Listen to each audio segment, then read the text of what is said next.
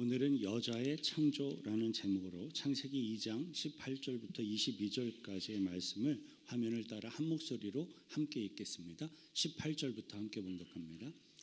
여호와 하나님이 이르시되 사람이 혼자 사는 것이 좋지 아니하니 내가 그를 위하여 돕는 배필을 지으리라 하시니라.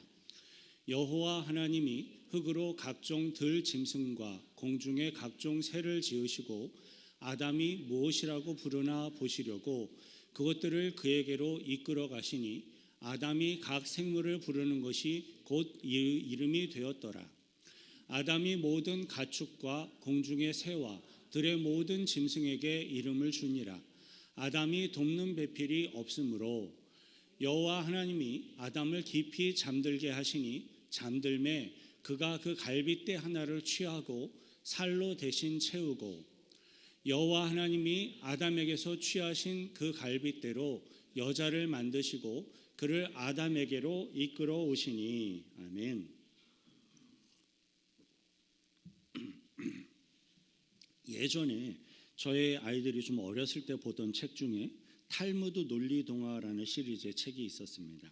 그 중에 문득 저의 시선에 이렇게 사로잡는 제목이 있어서 그 책의 내용까지 살펴보았던 적이 있었는데요. 그 제목이 갈빗뼈를 훔친 도둑이라는 제목이었습니다. 어느 유대인 랍비가 자신의 딸과 함께 하나님을 모르는, 하나님을 섬기지 않는 왕을 만날 수 있는 기회가 있었다고 합니다. 그 유대인은 아담의 갈빗뼈를 취하여서 하와를 만드신 하나님의 이야기를 해주었습니다. 그러자 그 하나님을 알지 못하는, 믿지 않던 그 불신앙의 왕은 대뜸 이야기를 합니다.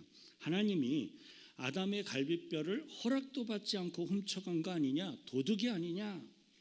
갑자기 당황한 이 유대인 랍비는 어쩔 줄을 몰라 하고 있었습니다. 옆에서 이것을 지켜보던 그 유대인 랍비의 딸이 이야기를 합니다. 폐하, 어젯밤에 저희 집에 도둑이 들었습니다. 왕은 자신이 그 문제를 해결해 주겠다는 듯이 호기를 부리며 도둑이 그래 무엇을 훔쳐갔느냐라고 묻습니다. 작고 낡아서 쓸데없는 항아리 하나를 훔쳐갔습니다. 그런데 이상한 것은 크고 아름다운 금 항아리 하나를 남겨놓고 갔습니다. 임금이 이야기합니다. 허허, 그것은 도둑이 아니라 오히려 귀한 선물을 주고 간 사람이로다. 그 이야기를 듣자마자 딸이 이야기를 합니다. 임금이도 그렇게 생각하시지요? 우리 하나님이 아담의 갈빗뼈를 취하여서 하와를 만들어 주신 것도 그와 같이 가장 귀한 선물을 주신 것이랍니다. 이 지혜로운 딸의 이야기를 들은 왕은 자신의 실수를 인정합니다. 그리고 하나님의 이름을 함부로 욕되게 하였던 것을 사과하는 것이 그 책의 내용이었습니다. 비록 어린 아이들을 위한 책이었지만 분명 우리 믿음의 성도들에게도 많은 생각을 하게 해주는 내용입니다. 여자를 창조하신 하나님에 대해 비판적인 태도를 가지고 있던 왕은 하나님을 향하여 불만을 품고 비난을 하였습니다. 하지만 늘 감사의 마음으로 살아가던 유대인 랍비와 그 딸은 베풀어 주신 하나님의 은혜와 사랑을 이야기하며 노래합니다. 여러분들은 어떠한 편에 서기를 원하시는지요? 오늘의 본문 말씀을 듣고 우리들이 묵상할 때 인류를 위하여서 여자를 창조해 주신 그 하나님의 따뜻한 사랑과 배려에 더욱더 감사하는 저와 여러분들이 되시길 축원드립니다.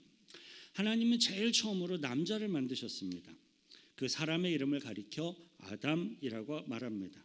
하나님께서 흙으로 사람을 지으사 그 코에 생기를 불어 넣으시니 사람이 생명이 되었습니다. 그리고 하나님은 아담이 살 수 있는 아름다운 에덴 동산을 창설해 주셨습니다. 하나님은 에덴 동산을 만드신 이후에 창조의 더욱더 놀라운 단계로 아담을 이끌어 가시는데 그것이 바로 여자를 만들어 주신 것이었습니다. 오늘의 본문을 묵상하기에 앞서 창세기 1장 26절부터 27절을 함께 읽겠습니다. 하나님이 이르시되 우리의 형상을 따라 우리의 모양대로 우리가 사람을 만들고 그들로 바다의 물고기와 하늘의 새와 가축과 온 땅과 땅에 기는 모든 것을 다스리게 하자 하시고 하나님이 자기 형상 곧 하나님의 형상대로 사람을 창조하시되 남자와 여자를 창조하시고. 아멘.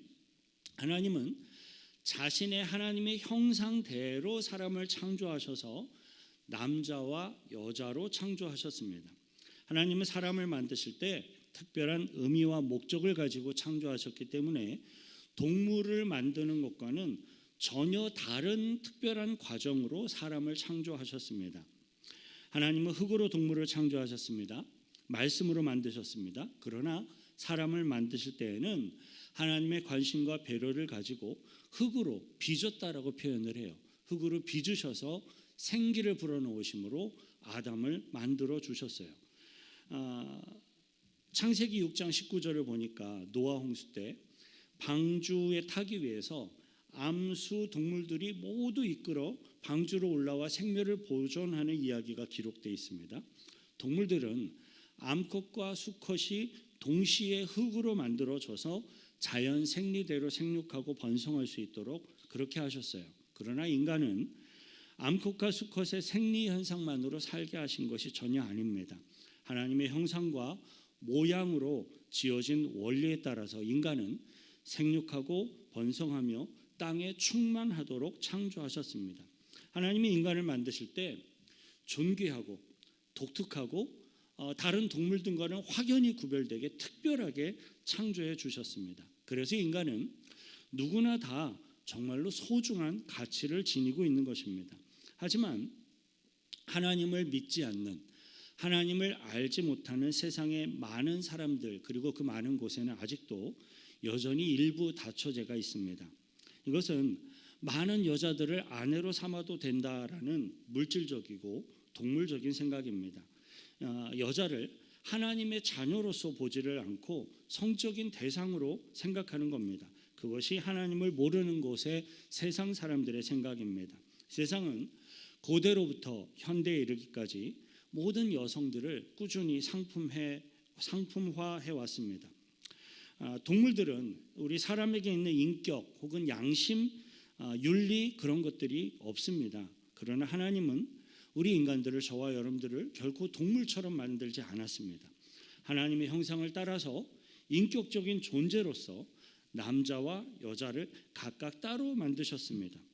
아담을 만드신 이후에 에덴 동산에서 살도록 하셨지만 그때에는 처음에는 여자가 없었습니다. 따라서 아담은 총각으로서 에덴 동산에 살고 있었어요. 혼자 살고 있었습니다. 아담이 혼자 살고 있었을 때 무엇을 했습니까? 오늘 본문 19절 함께 읽습니다. 여호와 하나님이 흙으로 각종 들 짐승과 공중의 각종 새를 지으시고 아담이 무엇이라고 부르나 보시려고 그것들을 그에게로 이끌어 가시니 아담이 각 생물을 부르는 것이 곧 그 이름이 되었더라. 하나님께서 아담에게 주신 첫 번째 선물은 이 세상에 존재했던 수많은 동물과 이 세상 만물이었습니다. 여자를 주시기 전에 먼저 동물과 친하게 하셨습니다. 동물을 다스리고 그 동물들을 관리하도록 하셨습니다. 그리고 그 동물들의 이름을 짓도록 하셨습니다. 성경에도 이름을 짓는 일이 많이 나오는데요. 아담은 최초의 동물들의 이름들을 지었습니다. 이름을 지을 때는 특성에 따라 지어야죠. 그러므로 관찰을 잘해야 했을 겁니다. 수천 종의 동물들이 각자 그 동물의 특성에 따라서 독특한 색깔을 갖도록 이름을 짓는 일은 결코 쉬운 일이 아니었을 것 같습니다. 최초의 인류인 아담은 그 모든 것들을 감당할 만한 대단한 지혜와 창조력을 가진 존재였습니다. 죄를 짓기 전에 인간은 이처럼 뛰어난 하나님이 주시는 지혜와 창조력을 가지고 있었던 겁니다. 그러고 보면 참으로 토끼는 토끼 같고요, 곰하면 곰 같고요, 쥐하면 쥐 같습니다. 그 이름과 느낌이 잘 매치가 됩니다. 이렇게 아담은 동물들의 이름을 지었어요. 아담이 지으면 모두 그 이름이 되었습니다. 아담이 동물의 이름들을 지어줄 때 한 가지 크게 느끼는 것이 있었을 겁니다. 그것은 동물들은 모두 다 암컷과 수컷으로 짝을 이루고 있는데 아담 자신에게는 짝이 없다라는 생각입니다. 그는 혼자였기 때문입니다. 마땅히 그에게도 배필, 즉 짝이 필요하다고 생각했던 것 같습니다. 근데 이 생각은 하나님도 함께 하고 계셨어요. 18절 함께 읽습니다. 여호와 하나님이 이르시되 사람이 혼자 사는 것이 좋지 아니하니 내가 그를 위하여 돕는 배필을 지으리라 하시니라. 아담 혼자 있는 것이 좋아 보이지 않았습니다. 이 대목의 성경을 읽으면서 어떤 분은 이렇게 생각할 수 있을 것 같아요. 아니, 하나님이 아예 처음부터 남자와 여자를 둘 다 만들었다면 더욱 좋지 않았겠는가? 그런데 그렇지 않습니다. 만일에 그렇게 했다면 사람도 동물처럼 되어버렸을 가능성이 매우 높습니다. 사람은 남자와 여자 사이에 인격적인 관계성이 있고 하나님과의 관계성이 있기 때문에 처음부터 그렇게 만들지 않았습니다. 인간의 부분은 동물과 다릅니다. 하나님은 먼저 남자를 만들어서 여자를 받아들일 수 있도록 꽤 긴 시간 동안 기다리고 학수고대하며 준비하도록 시키셨습니다. 결혼이라는 것은 남자가 여자를 받아들일 준비가 되었을 때에 하는 겁니다. 영적으로나 또는 물질적으로나 인격적으로나 여자를 받아들일 준비가 되어 있지 않을 때 받아들이면 문제가 생겨요.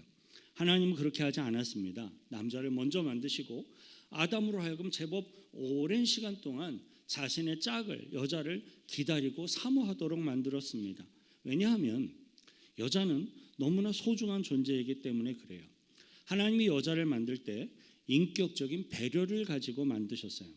하나님은 독처하는 것이 좋지 못하다라고 말씀하십니다. 이것은 잘못됐다 혹은 나쁘다, 악하다라는 의미가 아니라 관계성에 있어서 완성되지 못한 미완성이라는 의미입니다. 남자만 있는 상태는 미완성이었습니다.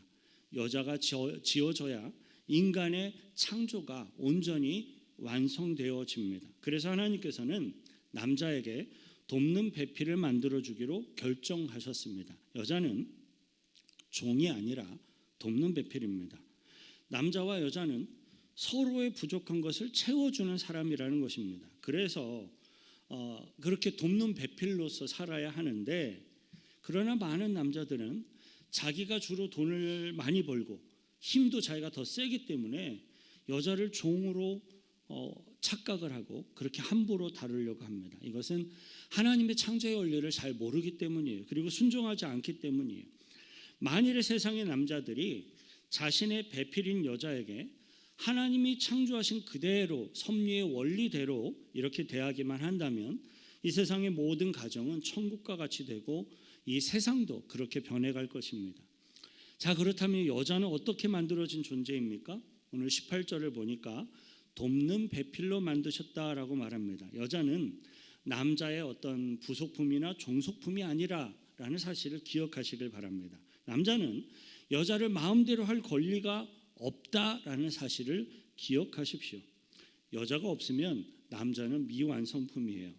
남자를 먼저 만드신 이후에 여자를 기대하고 고대하도록 만드셨어요. 그렇게 함으로써 인격적으로 여자를 귀하게 여기며 남자와 여자가 사랑하는 관계를 형성하도록 하나님은 인도해 주신 겁니다. 하나님이 여자를 만드시는 과정에 또 하나 놀라운 사실이 있습니다. 그건 재료가 남자와 다르다라는 거예요. 남자는 흙을 빚어서 만드셨고 여자는 이 남자의 갈비뼈를 취하여서 창조하셨습니다. 그래서 흙을 빚어서 흙으로 만들어진 남자는 여자보다 더 생존적이고 더 본능적인 성향이 강합니다. 반면에 여자는 남자의 갈비뼈로 취해서 만들었기 때문에 남자보다 더 관계 중심적인 성향이 여자들은 훨씬 더 강합니다. 21절 함께 읽겠습니다. 여호와 하나님이 아담을 깊이 잠들게 하시니 잠들매 그가 그 갈빗대 하나를 취하고 살로 대신 채우시고. 우리들은 여자가 창조되는 과정 중에 몇 가지 사실들을 더 발견할 수가 있어요. 첫째, 하나님이 여자를 만들 때 아담의 갈비뼈를 재료로 써야 했기 때문에 하나님은 아담을 깊이 잠들게 했습니다. 이것은 마치 수술할 때 전신 마취를 해서 아무것도 못 느끼고 모르게 하는 것과 같습니다. 수술대 위에서 마취된 사람은 실제 죽은 것은 아니죠. 하지만 마치 죽은 사람과 같이 되는 겁니다. 여자는 남자의 죽음과도 같은 상태를 통해서 창조되고 하나님 앞에 이렇게 아름다운 존재로 태어나게 된 것을 우리는 발견할 수 있습니다. 아담이 그토록 사모하며 간절히 원했던 여자 하와의 창조는 아담의 죽음과도 같은 그 상태를 통하여서 이루어졌다라는 사실이 우리들에게 여러 가지 상징해 주고 있는 것들이 있어요. 비록 여자는 남자가 이길 수 있고 약하니까요, 또 제압할 수 있는 그런 연약한 존재이지만 남자가 죽은 것처럼 되어질 때에 여자가 살아날 수 있다라는 거예요. 여자는 그렇게 고귀하고 사랑스러운 존재입니다. 남성 여러분, 하나님께서 허락하신 여자 아내에게 최선을 다해 보십시오. 그러면 여러분의 가정이 행복해질 겁니다. 천국과 같이 변해갈 겁니다. 남자의 죽음과도 같은 자기 희생 혹은 나누어주는 이 과정을 통해 여자가 창조된 이것은 영적인 구원의 과정에 비유해 볼 수도 있습니다. 우리 예수님께서는요, 자신을 십자가에 못 박는 그 무리들을 향하여서 진노하시지 않고 그들을 제압해 버리시지도 않고 그들 앞에 어린 양처럼 죽으셨기 때문에, 기꺼이 내어주셨기 때문에 부활하고 승천하심으로써 구원의 복음을 성취하실 수 있었습니다. 예수님을 향하여 저주를 퍼붓는 사람들에게 진노하고 확실하게 심판하실 수도 있었지만 사랑하기로 작정하시고 십자가에 죽으셨기 때문에 저와 여러분들이 구원을 받아 천국에 가게 되었다라는 사실을 기억하시길 바랍니다. 두 번째로, 하나님이 깊이 잠들게 하시고 그 재료를 아담의 발바닥이나 다리나 머리에서 재료를 가져오지 않고 옆구리인 갈비뼈에서 가져오셨습니다. 여자의 위치는 남자의 옆구리입니다. 여자는 남자의 옆구리에 위치할 때 가장 행복합니다. 왜냐하면 그것이 본거지이기 때문에 그래요. 세상에요, 여자를 때리는 악한 남자들이 아직도 꽤 많습니다. 그런데 남자가 여자를 때리는 것은 자기의 옆구리를 때리는 것과 같기 때문에, 옆구리 맞아보신 적 있으세요? 제대로 펀치 옆구리 맞으면 쓰러집니다. 아무도 못 견딥니다. 사실은 여자가 아픈 게 아니라 남자가 아픈 겁니다. 여자는 남자의 옆구리에서 나왔습니다. 머리에서도 아니고 발에서도 아닙니다. 여자는 남자의 동료이며 친구입니다. 생업의 유업을 함께 받을 자입니다. 남자를 만드시고 그 남자에게서 나온 최고의 작품이 바로 여자인 겁니다. 22절 함께 읽습니다. 여호와 하나님이 아담에게서 취하신 그 갈빗대로 여자를 만드시고 그를 아담에게로 이끌어 오시니, 본문 22절에서 그를 아담에게로 이끌어 오시니라는 이 말씀이 굉장히 중요합니다. 하나님이 여자를 이끌고 아담에게로 가는 것이 결혼이에요. 그런데 세상의 사람들은 자기들끼리 길거리에서 눈 맞아서 삽니다. 그곳에는 하나님이 없습니다. 하나님이 없는 세상의 많은 가정의 부부들은 서로 부딪히고 상처받고 깨지고 이혼하고 어떤 경우에는 죽이기까지도 합니다. 사랑하는 성도 여러분, 하나님이 여자를 이끌고 남자에게로 가셨던 것을 기억하시길 바랍니다. 남편과 아내, 이 부부 사이에는 반드시 창조주 여호와 하나님이 그곳에 함께 계셔야 합니다. 제가 아내와 결혼한 지 이제 23년 정도가 되는데요. 맞아야 될 텐데 23년 정도가 되는데요. 신혼여행을 다니는 동안에는 어쩔 수 없이 모든 음식을 식당에 가서 먹었습니다. 근데 신혼여행을 마치고 집에 오니까 아내가 저를 위해서 정성스럽게 식사를 준비해 주었습니다. 어떠한 음식이었는지 기억이 나질 않아요. 정확히 기억이 나진 않지만 한 가지 분명히 기억나는 것이 있습니다. 그것은 그 첫 번째 아내가 저에게 해준 음식이 저에게 전혀 간도 안 맞았고 별로 맛이 없었다라는 것이었습니다. 그건 당연한 것이었습니다. 평생토록 각자 다른 집에서 다른 음식을 먹고 자라났기 때문이죠. 또 살림살이를 해본 적도 없이 계속해서 직장 생활만 하던 사람이 어떻게 갑자기 정확한 음식의 간을 맞추고 또 저의 입맛에 딱 맞도록 음식을 만들 수 있겠습니까? 그런데 다행스럽게도요, 제가 참 잘하는 것이 하나가 있는데요. 그것은 어떠한 음식을 갖다 주더라도 저는 뭐든지 다 맛있게 잘 먹는다는 겁니다. 지난 23년 정도 동안 항상 아내가 음식을 해주면 맛있네, 해놓고 간단한 한마디 해놓고 정말로 뭐든지 맛있게 잘 먹었습니다. 그런데 여러분, 신혼 초에 시간이 얼마 지나지 않았는데도 놀라운 일이 일어났습니다. 아내가 해주는 음식이 점점 더욱더 실제로 제가 그냥 하는 말이 아니라 실제로 더 맛이 있어지는 겁니다. 지금은 저희 아내가 굉장히 다양한 음식을 잘합니다. 공적인 자리에서 아내 칭찬하는 푼수라고 저에게 흉을 보셔도 어쩔 수가 없습니다. 왜냐하면 저의 가정이 행복해지고 저의 식탁이 더욱더 풍성해질 가능성이 높기 때문입니다. 여러분, 여기에 남자와 여자의 성경적인 관계성이 있어요. 남자와 여자는요, 부부는 하나님이 함께 하시는 관계, 예수님이 함께 하시는 관계이어야만 합니다. 그것이 성경적인 부부의 모습이에요.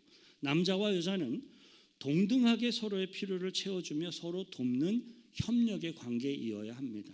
그리고 남자와 여자 부부는 서로가 서로를 소중히 여기고 또 서로가 서로를 사랑해주며 칭찬해 주어야 합니다. 특별히 여자는 칭찬하고 격려해 줄 수 있을 때 꽃이 피도록 되어 있어요. 그러면 가정의 식사도 좋아지고 모든 것이 행복해집니다. 집도 깨끗해지고 웃음꽃이 피어나도록 되어 있습니다. 그것이 가정의 비밀이고 부부 생활의 비밀입니다. 창세기 성경에 기록되어 있는 이 창조의 원리대로 가정이 살아가면 가정이 행복해지는 겁니다. 성경이 보여주고 있는 남자와 여자의 이 창조의 원리는 희생, 사랑, 그 희생과 사랑으로 구원을 성취하신 예수 그리스도의 십자가 구원의 복음으로도 연결되어집니다. 예수 그리스도의 희생과 사랑과 하나님의 은혜를 통해 저와 여러분이 오늘 이 자리에 함께 예배하고 있는 것을 믿습니다.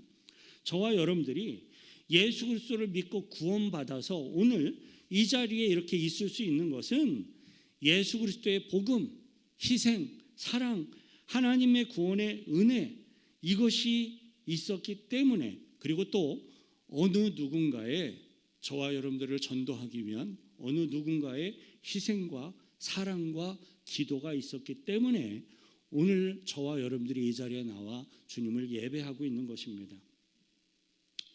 희생과 사랑과 구원의 복음 없이 저절로 영혼 구원이 일어나지 않습니다. 그것은 전혀 성경에서 이야기하고 있지 않아요. 영혼 구원이 전도가 이루어지려면 희생과 사랑과 내어줌과 구원의 복음이 있어야 합니다.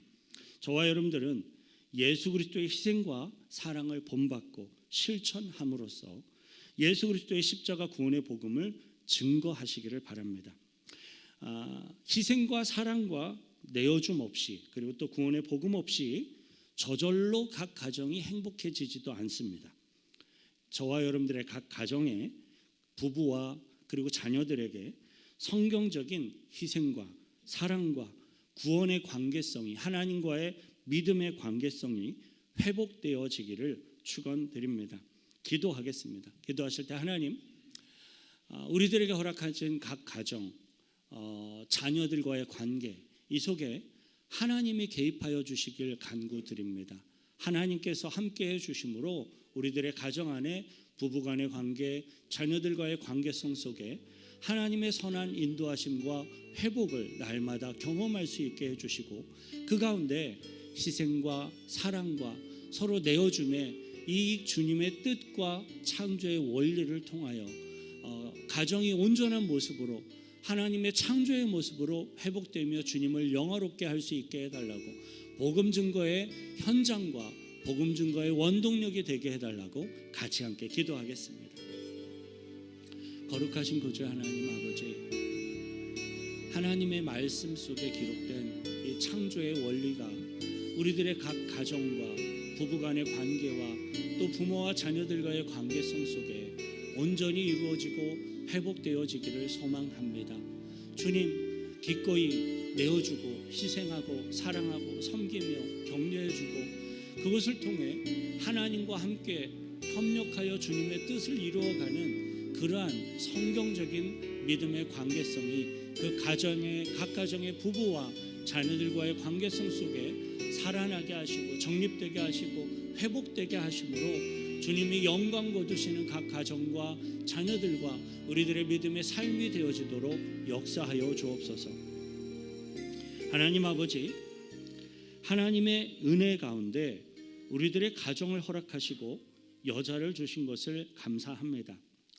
아름다운 세상을 만드시고 그 세상을 관리하며 다스릴 수 있도록 우리 인간들을 창조하신 하나님께 감사와 찬양을 드립니다. 또한 돕는 배필로서, 창조의 꽃으로서 이렇게 귀한 여성을 주시고 가정을 허락하심에 감사드립니다.